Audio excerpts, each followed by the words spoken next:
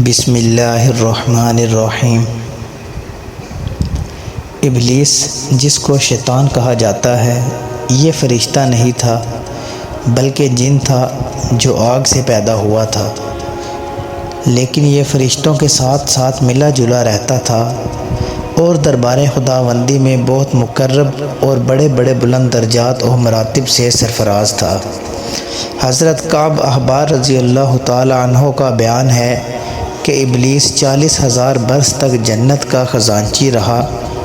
اور 80,000 برس تک ملائکہ کا ساتھی رہا اور 30,000 برس تک مقربین کا سردار رہا اور 1,000 برس تک روحانیین کی سرداری کے منصب پر رہا اور 14,000 برس تک عرش کا طواف کرتا رہا، اور پہلے آسمان میں اس کا نام عابد اور دوسرے آسمان میں زاہد اور تیسرے آسمان میں عارف اور چوتھے آسمان میں ولی، پانچویں آسمان میں تقی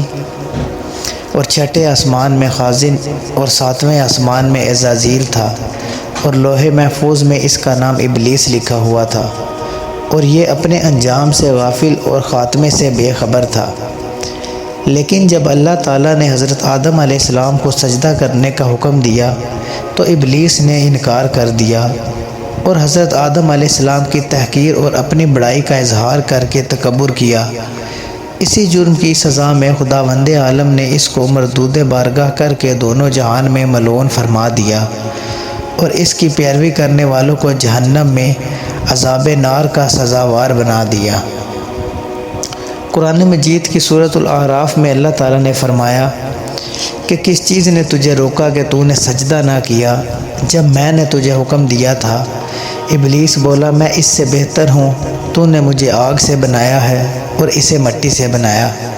فرمایا، تو یہاں سے اتر جا، تجھے نہیں پہچانتا کہ یہاں رہ کر غرور کرے، نکل، تو ہے ذلت والوں میں۔ بولا، مجھے فرصت دے اس دن تک کہ لوگ اٹھائے جائیں۔ تو فرمایا، تجھے مہلت ہے۔ بولا، تو قسم اس کی کہ تو نے مجھے گمراہ کیا، میں ضرور تیرے سیدھے راستے پر ان کی طاق میں بیٹھوں گا، پھر ضرور میں ان کے پاس آؤں گا اور ان کے آگے اور پیچھے، داہنے اور بائیں سے، تو ان میں اکثر کو شکر گزار نہ پائے گا۔ فرمایا، یہاں سے نکل جا، اور رد کر دیا گیا۔ جو ان میں سے تیرے کہے پر چلا، میں تم سب کو جہنم میں بھر دوں گا۔ قرآن مجید کے اس واقعے میں عبرتوں اور نصیحتوں کی بڑی بڑی درخشندہ اور تابندہ تجلیاں ہیں۔ اسی لیے اس واقعے کے خداوند قدوس نے مختلف الفاظ میں اور متعدد طرز بیان کے ساتھ قرآن مجید کے 7 مقامات میں بیان فرمایا ہے۔ ناظرین، اس سے ایک بہت بڑا درس ہدایت تو یہ ملتا ہے کہ کبھی ہرگز اپنی عبادتوں اور نیکیوں پر گھمنڈ اور غرور نہیں کرنا چاہیے، اور کسی گناہ گار کو اپنی مغفرت سے کبھی مایوس نہیں ہونا چاہیے، کیونکہ انجام کیا ہوگا اور خاتمہ کیا ہوگا عام بندوں کو اس کی کوئی خبر نہیں، اور نجات و فلاح کا دار و مدار در حقیقت خاتمہ بالخیر پر ہی ہے۔ بڑے سے بڑا عابد اگر اس کا خاتمہ بالخیر نہ ہوا تو وہ جہنمی ہوگا، اور بڑے سے بڑا گناہ گار اگر اس کا خاتمہ بالایمان ہو گیا تو وہ جنتی ہوگا۔ آپ دیکھ لیں ابلیس کتنا بڑا عبادت گزار اور کس قدر مقرب بارگاہ تھا، اور کیسے کیسے مراتب و درجات کے شرف سے سرفراز تھا، مگر انجام کیا ہوا کہ اس کی ساری عبادتیں غارت و کارت ہو گئی، اور وہ دونوں جہان میں ملعون ہو کر عذاب جہنم کا حقدار بن گیا، کیونکہ اس کو اپنی عبادتوں اور بلندی درجات پر غرور اور تکبر ہو گیا تھا، مگر وہ اپنے انجام اور خاتمہ سے بالکل بے خبر تھا۔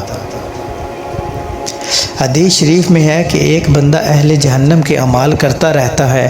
حالانکہ وہ جنتی ہوتا ہے، اور ایک بندہ اہل جنت کے اعمال کرتا رہتا ہے حالانکہ وہ جہنمی ہوتا ہے۔ اس سے یہ بھی معلوم ہوا کہ عالم ہو یا جاہل، متقی ہو یا گناہ گار، ہر آدمی کو زندگی بھر شیطان کے وسوسوں سے ہوشیار اور اس کے فریبوں سے بچتے رہنا چاہیے، کیونکہ شیطان نے قسم کھا کر خدا کے حضور میں اعلان کر دیا ہے کہ میں اس کے سب بندوں میں وسوسے ڈال کر تیرے بندوں کو صراط مستقیم سے بہکاتا رہوں گا، اور بہت سے بندوں کو خدا کا شکر گزار ہونے سے روک دوں گا۔ خداوند کریم ہر مسلمان کو خاتمہ بالخیر کی سعادت نصیب فرمائے اور برے انجام اور برے خاتمہ سے محفوظ رکھے۔